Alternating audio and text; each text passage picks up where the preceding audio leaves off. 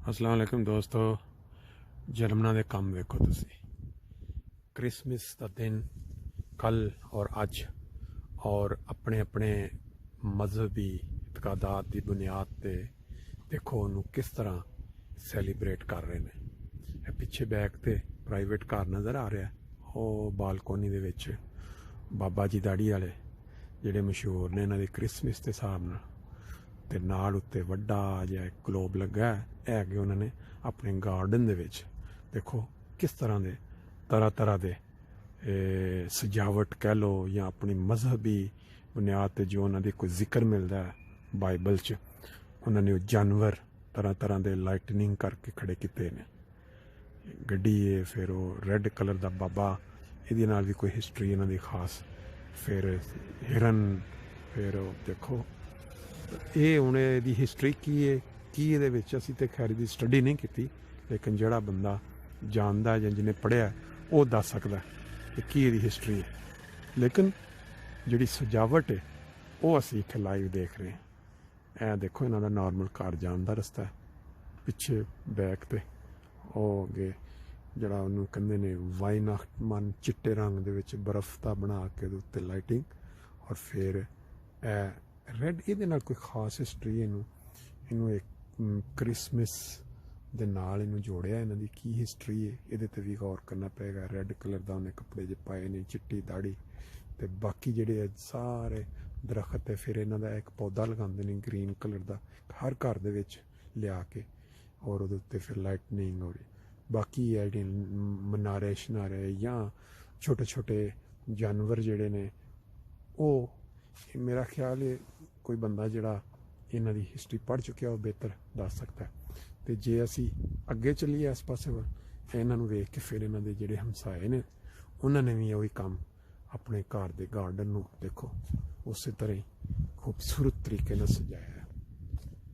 पाकिस्तान दे विच अमूमन शबे बारात होंदी जदों, या वेख कोई ईद का मौका या पाकिस्तान डे होंदा 14 अगस्त, उदों इस तरह लाइटनिंग की जाती है। इन्होंने अपनी क्रिसमस डे तो शुरू करते हैं, फिर यकम की कहते हैं नवे साल तक चंद दिन रहन देंगे ने। यह देखो ये किन्ने तरह तरह के जोड़े जानवर ने वो इन्होंने शो किए ने लाइटनिंग के जरिए या वैसे। और परले पासे फिर वो अगला घर तीसरा, उन्होंने भी अपने गार्डन में बड़े अच्छे तरीके सजाया।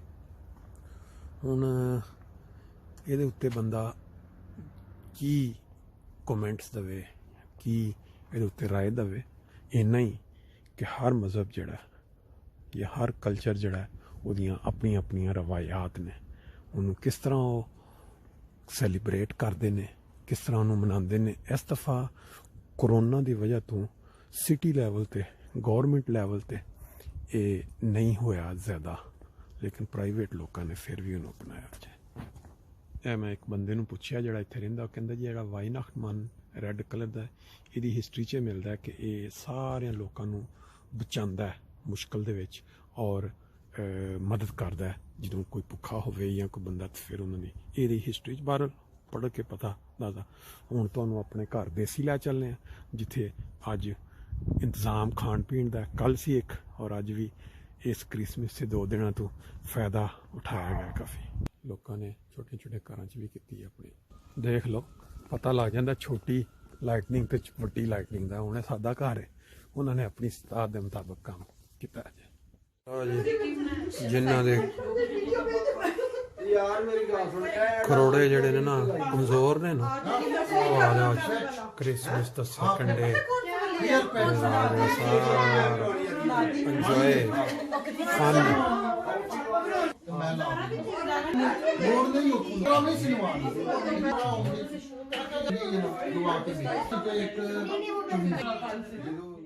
जी अस्सलाम वालेकुम।